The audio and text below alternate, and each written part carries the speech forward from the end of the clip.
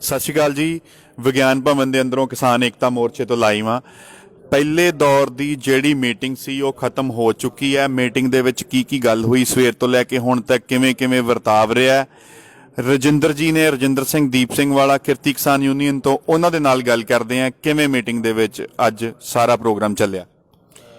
ਜਦੋਂ ਗੱਲਬਾਤ ਸ਼ੁਰੂ ਹੋਈ ਆ, ਸਭ ਤੋਂ ਪਹਿਲਾਂ ਤਾਂ ਅਸੀਂ ਇਹ ਕਿਹਾ ਕਿ ਆਉਂਦਿਆਂ ਜਿੱਦਾਂ ਰੁਲਦੂ ਸਿੰਘ ਮਾਨਸਾ ਜੀ ਦੀ ਗੱਡੀ ਦਾ ਸ਼ੀਸ਼ਾ ਭੰਨਿਆ ਪੁਲਿਸ ਨੇ, ਉਹ 'ਤੇ ਸਖਤ ਇਤਰਾਜ਼ ਲਾਇਆ ਵੀ ਤੁਸੀਂ ਇੱਦਾਂ।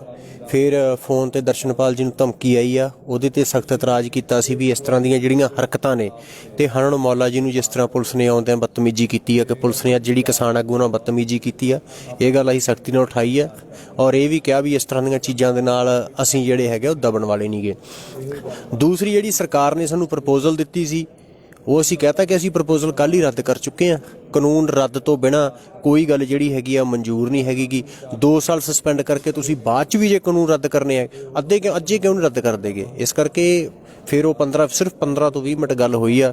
ਖੇਤੀਬਾੜੀ ਮੰਤਰੀ ਨਰਿੰਦਰ ਤੋਮਰ ਉੱਠ ਕੇ ਚਲੇ ਗਏ ਆ ਕਿ ਅਸੀਂ ਸੋਚ ਲਿਆ, ਮਤਲਬ ਤੁਸੀਂ ਵੀ ਜਿਹੜਾ ਹੈਗਾ ਸੋਚ ਲਓ। ਤਾਂ ਅਸੀਂ ਕਿਹਾ ਵੀ ਅਸੀਂ ਤਾਂ ਸੋਚ ਕੇ ਜਿਹੜਾ ਹੈਗਾ ਆਏ ਹੋਏ ਆ। ਸਿਰਫ 15 ਮਿੰਟ ਗੱਲ ਹੋਈ ਆ, ਉਸ ਤੋਂ ਬਾਅਦ ਜਿਹੜੇ ਹੈਗੇ ਉੱਠ ਕੇ ਉਹ ਚਲੇ ਗਏ ਆ। ਅਤੇ ਹੁਣ ਅਸੀਂ ਜਿਹੜਾ ਹੈਗਾ ਉਹ ਲੰਚ ਬ੍ਰੇਕ ਹੋਈ ਆ, ਖਾਣਾ ਖਾਣ ਲੱਗੇ ਹੈਗੇ ਆ। ਗੱਲ ਉੱਥੇ ਜਿਹੜੀ ਹੋਈ ਆ, ਅਸੀਂ ਵੀ ਤਿੰਨੋਂ ਕਾਨੂੰਨ ਜਿਹੜੇ ਹੈਗੇ ਆ ਰੱਦ ਕਰਾਉਣੇ ਆ। ਨਾਰਾ ਪੂਰੀ ਦੁਨੀਆ 'ਚ ਗੂੰਜਿਆ ਹੋਇਆ ਵੀ ਤਿੰਨੋਂ ਕਾਨੂੰਨ ਚੱਕਣਾ ਚੂਰ, ਇਸ ਤੋਂ ਘੱਟ ਨਹੀਂ ਮਨਜ਼ੂਰ। ਤਿੰਨੋਂ ਕਾਨੂੰਨ ਰੱਦ ਕਰੋ ਔਰ MSP ਨੂੰ ਜਿਹੜਾ ਹੈਗਾ ਦੇ ਤਹਿਤ ਸਰਕਾਰੀ ਖਰੀਦ ਦੀ ਜਿਹੜੀ ਗਰੰਟੀ ਦਾ ਉਹ ਕਾਨੂੰਨ ਬਣਾਓ। ਇਸ ਤੋਂ ਬਿਨਾਂ ਕੁਛ ਵੀ ਮਨਜ਼ੂਰ ਨਹੀਂ।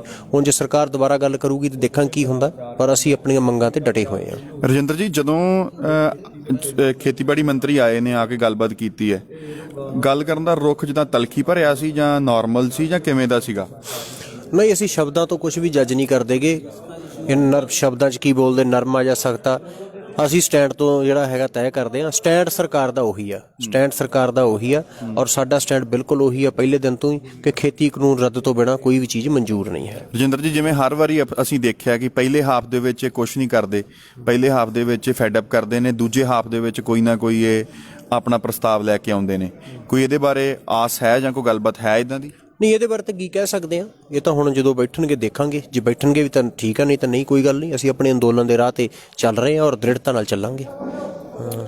ਇਹ ਸੀ ਰਜਿੰਦਰ ਸਿੰਘ ਦੀਪ ਸਿੰਘ ਵਾਲਾ ਜੀ। ਇਹਨਾਂ ਨੇ ਦੱਸਿਆ ਕਿ ਜੋ ਮੀਟਿੰਗ ਦੇ ਵਿੱਚ ਅੰਦਰ ਹੁਣ ਤੱਕ ਲਗਭਗ ਕੋਈ ਵੀ ਗੱਲ ਸਾਹਮਣੇ ਨਹੀਂ ਆਈ, ਨਾ ਹੀ ਕੋਈ ਸਰਕਾਰ ਵੱਲੋਂ ਕੋਈ ਪਹਿਲ ਕਦਮੀ ਕੀਤੀ ਗਈ ਹੈ। ਸਰਕਾਰ ਨੇ ਆ ਕੇ ਬਸ ਇਹੀ ਗੱਲ ਕਹੀ ਹੈ ਕਿ ਅਸੀਂ ਆਪਣਾ ਵਿਚਾਰ ਬਣਾ ਕੇ ਤੁਹਾਨੂੰ ਦੱਸ ਦਿੱਤਾ, ਤੁਸੀਂ ਸੋਚ ਲਓ। ਅਸੀਂ ਸੋਚ ਲਿਆ ਹੋਇਆ ਕਿ ਅਸੀਂ ਕਿਵੇਂ ਕਰਨਾ ਹੈ ਜਾਂ ਕੀ ਕਰਾਂਗੇ। ਮੈਂ ਕੋਸ਼ਿਸ਼ ਕਰਦਾ कि होर भी अपने नाल लाइव लैन ली साढ़े नाल धर्मेंद्र जी हैं, जो राकेश टिकैत जी के साथ पिछले बहुत लंबे समय से हैं। धर्मेंद्र जी, आपका क्या रहा मीटिंग में, कैसे सरकार का वतीरा था और आपको क्या लगता है? नहीं, देखिए, आज मीटिंग केवल 5 मिनट की हुई है। सबसे पहले बैठक शुरू हुई। बैठक शुरू होते ही हमारे कुछ वरिष्ठ नेताओं की शिकायत ये थी कि दिल्ली पुलिस का जो व्यवहार था आज अशोभनीय था। 2-3 किसान नेताओं की गाड़ी को रोका गया, उसमें काफ़ी गहमा गहमी हुई और एक गाड़ी का शीशा भी टूट गया। तो उसकी शिकायत हमने की। दूसरा, जो हमारे दर्शनपाल जी हैं, उनको तमाम तरह के कॉल आ रहे हैं, धमकी आ रही है, या उनको अभद्र भाषा का इस्तेमाल उनके साथ किया जा रहा है। और कुछ भारतीय जनता पार्टी के लोग ट्वीट कर रहे हैं राकेश टिकैत जी के खिलाफ या उनके खिलाफ कि जब उत्तर प्रदेश में आओगे तो ये होगा वो होगा। यानी कि जो भाषा है गुंडागर्दी की, वो भी वो अपने ट्वीट के और दूसरे माध्यम से बताना चाहते हैं। तो ये है कि ठीक है, उन चीज़ों से निपटा जाएगा। सरकार ने फिर उस पर सफाई देते हुए कहा कि हमारी मंशा नहीं है, हम बात कर रहे हैं सब लोगों से। तो इसके बाद जो है, ये सब होने के बाद अब ये हुआ है कि हम रिपील चाहते हैं। तो सरकार ने कहा कि हम आपको बेस्ट प्रस्ताव दे चुके हैं, आप इस पे सलाह कर लें और चर्चा कर लें, फिर हमें बता दें। अभी हमारा वही प्रस्ताव है। तो हमारे तरफ से केवल राज्यपाल जी ने डेडलाइन में ये बोला है कि हम रिपील चाहते हैं और यही हमारी जत्थेबंदी की सलाह है, इससे ज़्यादा हम कुछ चाहते नहीं। धर्मेंद्र जी, जैसे हमने पहले भी देखा है कि जो पहले हाफ की मीटिंग होती है उसमें ये कुछ भी बताते नहीं हैं, और जो दूसरे हाफ की मीटिंग चलती है तो तब ये नया कुछ ना कुछ लेकर आते हैं। इसके ऊपर आपका क्या विचार है कि आज भी ये कुछ ऐसा कर सकते हैं? आज बॉडी लैंग्वेज से कुछ ज़्यादा लग नहीं रहा। अच्छा, अभी मैं मतलब ये मेरा व्यक्तिगत मत है। जी जी। ये थे धर्मेंद्र जी। अभी मैं कोशिश करूंगा आपके साथ अभिमन्यु जी, हमारे साथ अभिमन्यु कोहाड़ जी हैं। अभिमन्यु जी, आप भी मीटिंग में शामिल थे अब तक, क्या लगा आपको आज मीटिंग में? कुछ समझ आया आपको या क्या क्या रहा? देखिए, आज की जो मीटिंग हुई वो लगभग 1:45 तो शुरू हुई थी। हम तो सब लोग अधिकतर समय पे पहुंच गए थे, लेकिन मंत्री साहिबान है वो लेट आए, जैसे उनकी आदत है पहले की तरह।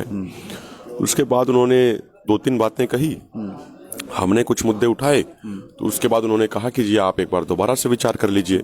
तो हमारे सभी सीनियर नेताओं ने कहा कि जी हम पूरा दिन कल विचार करके तो आए ही हैं, तो हमारा तो स्टैंड हमने आपको क्लियर कर दिया, अब आप दोबारा किस चीज़ पे विचार कराना चाहते हैं। तो लेकिन उन्होंने कहा कि लेकिन फिर भी एक बार विचार कर लीजिए।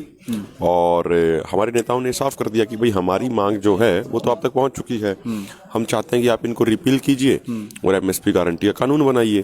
ये हमारी स्पष्ट और सीधी राय है। तो उसके बाद लेकिन मंत्री फिर भी यही बात कहते रहे कि आप एक बार विचार कर लीजिए।